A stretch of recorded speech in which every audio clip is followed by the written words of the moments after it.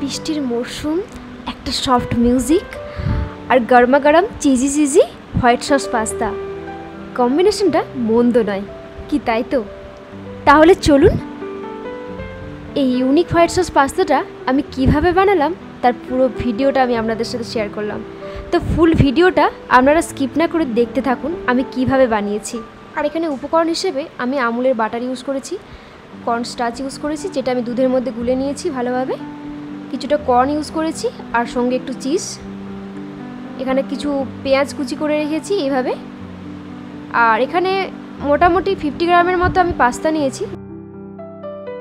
এখানে ইউজ করেছি গার্লিক আর green chilli, আর ক্যাপসিকামটা 1/2 use করেছি, মানে একটা ক্যাপসিকামকে হাফ করে কেটে নিয়েছিলাম। তো ফার্স্টেই কড়াটাকে ভালোভাবে গরম করে নিতে হবে, তারপর অল্প একটু তেল দিয়ে নিয়েছি। এখানে ফার্স্টে অ্যাড করলাম গ্রিন চিলি আর গার্লিক। আমি এখানে বাটারটা খুব কম ইউজ করেছি, যেহেতু আমি একটু হেলদি বানাতে চেয়েছিলাম তাই আমি এখানে বাটারটা কম ইউজ করেছি। তো এটাকে ভালোভাবে নেড়ে নিচ্ছি, বেশিক্ষণ কিন্তু ফ্রাই করা চলবে না, অল্প একটুক্ষণ ফ্রাই করলেই চলবে।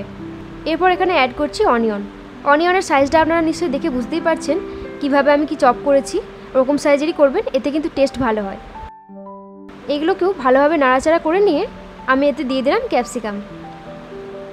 পেঁয়াজ আর ক্যাপসিকামের সাইজটা লাগভাগ একই হবে। সব উপকরণগুলোকে খুব ভালোভাবে নেড়ে নিচ্ছি। এরপর অ্যাড করছি এখানে কর্ন। এই কর্নগুলো দিয়ে বেশ ভালোভাবে নাড়াচাড়া করে নিতে হবে। এরপর একটু অল্প সামান্য নুন অ্যাড করছি।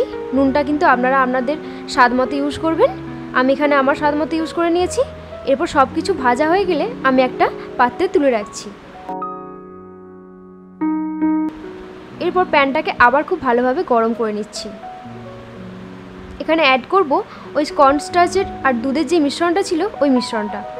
আমি এখানে র দুধ ইউজ করেছি, আপনারা কিন্তু চাইলে দুধটাকে ফুটে নিয়েও ইউজ করতে পারেন। তো এরপর দিয়ে দিলাম পাস্তাগুলো আমি আগের থেকে বয়েল করে রেখেছিলাম।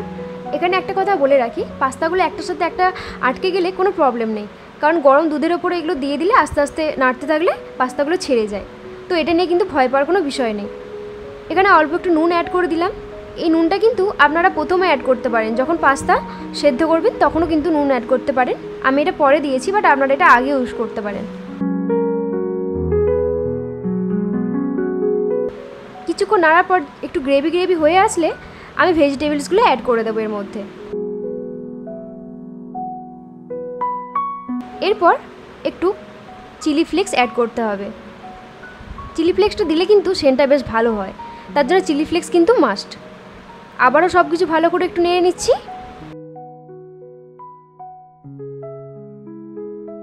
এরপর অ্যাড করব আমুলের বাটারটা দিলে ফ্লেভারটা কিন্তু একটা আলাদাই হয়ে যায়। তো বাটারটা কিন্তু অ্যাড করতেই হবে, এই স্টেপটা কিন্তু স্কিপ করা যাবে না। আর আমি বাটারটা লাস্টেই দিলাম, তার কারণ হচ্ছে বাটারের সেন্টটা খুব ভালো আসে লাস্টে অ্যাড করলে।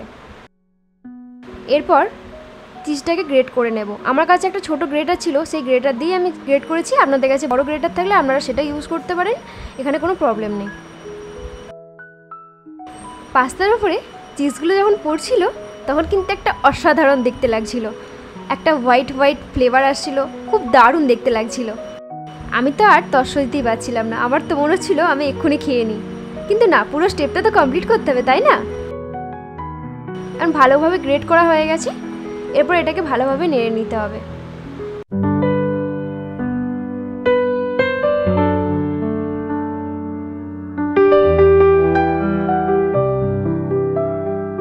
একটু ভালোভাবে নাড়াচাড়া করে নিলাম।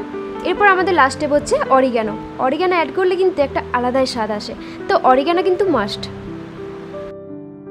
তোমরা জানো আমি আমার এই ব্যাম্বুটিটাকে ভীষণ ভালোবাসি, আর আমি ওর কেয়ার করতেও ভীষণ ভালোবাসি। আমার ব্যাম্বুটিটা কিন্তু একদম ছোট সাইজ ছিল, এখন আমার কেয়ারিংয়ে বেশ বড় হয়ে উঠেছে।